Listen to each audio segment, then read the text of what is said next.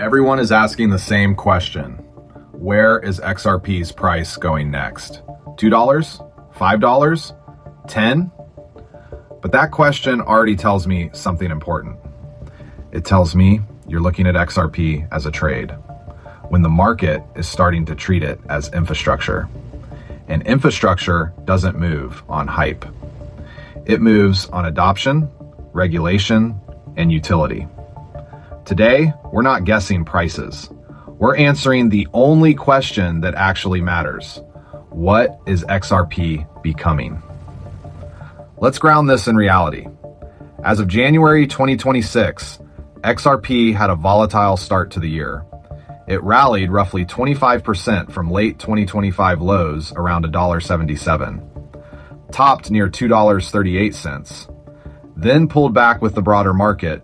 Even after the pullback, XRP is still up year to date, trading roughly 35 to 40% below its 2025 all-time high of $3.65. This isn't euphoria. This is repricing under uncertainty. And here's what most people miss. Price volatility is rising at the same time fundamentals are strengthening.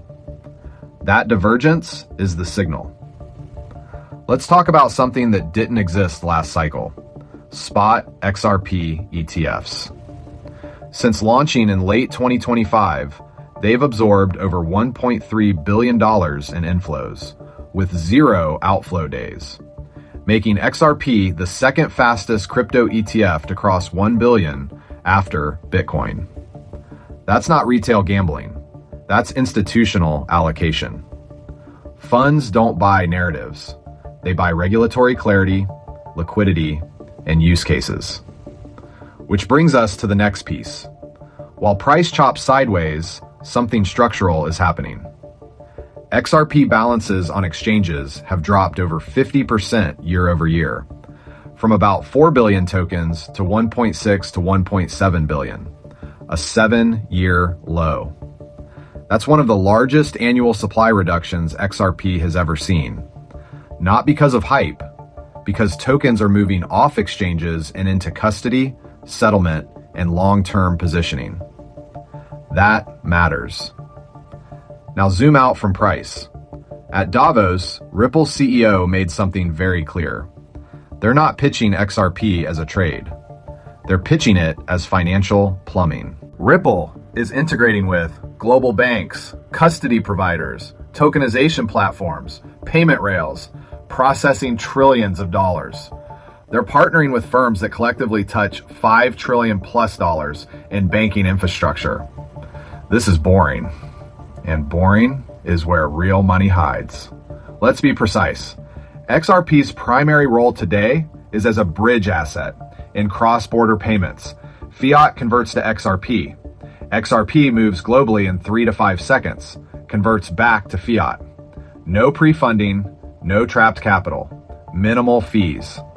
Compare that to SWIFT, multi-day settlement, high fees, locked liquidity.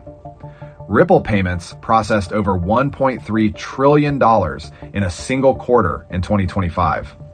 XRP doesn't replace banks, it makes banks more efficient, and that's why regulators tolerate it. Now here's where the story shifts: tokenization. On the XRP ledger, tokenized assets grew from roughly $19 billion to $33 billion. Real-world assets like treasuries, gold, and real estate are moving on-chain. DeFi, AMMs, DEXs, and interoperability are expanding. This is where XRP stops being just payments. It becomes settlement infrastructure for tokenized finance. Ripple's RLUSD stablecoin, approved by regulators, compliant with US and MiCA frameworks, listed on major exchanges. This matters because in the next phase of crypto, regulation isn't optional. Compliance is a competitive advantage. XRP is currently the only major token with clear non-security status in the US. That's not bullish hype, that's legal reality.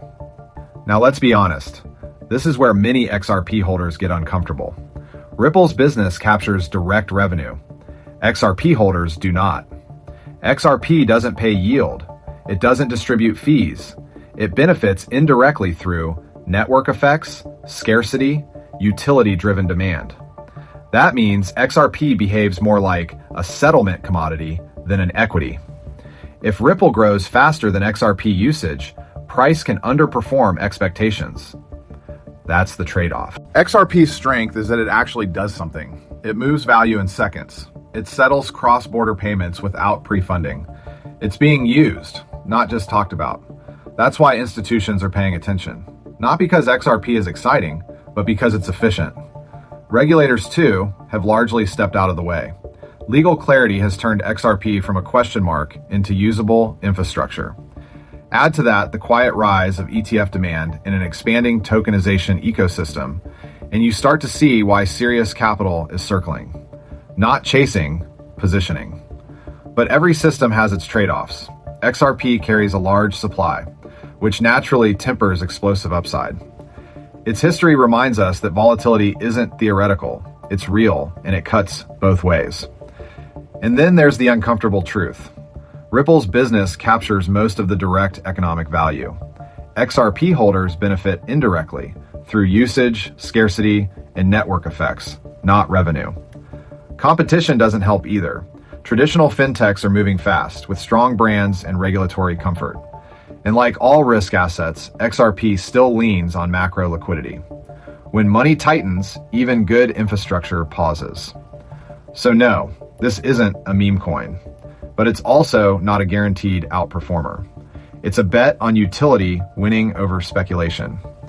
So forget price predictions. If you want to understand XRP's future, watch share of global payments, tokenized asset volumes, institutional adoption, regulatory expansion, integration into legacy finance.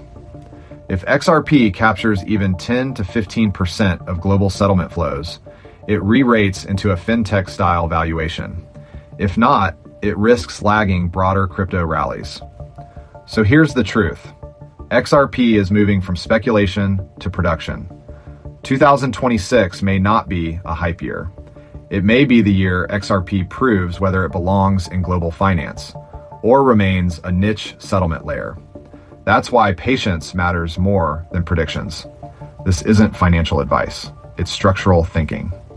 If you want price guesses, you'll find thousands of videos. If you want to understand how capital actually moves, follow Bull Bretza for deep, smart money insight.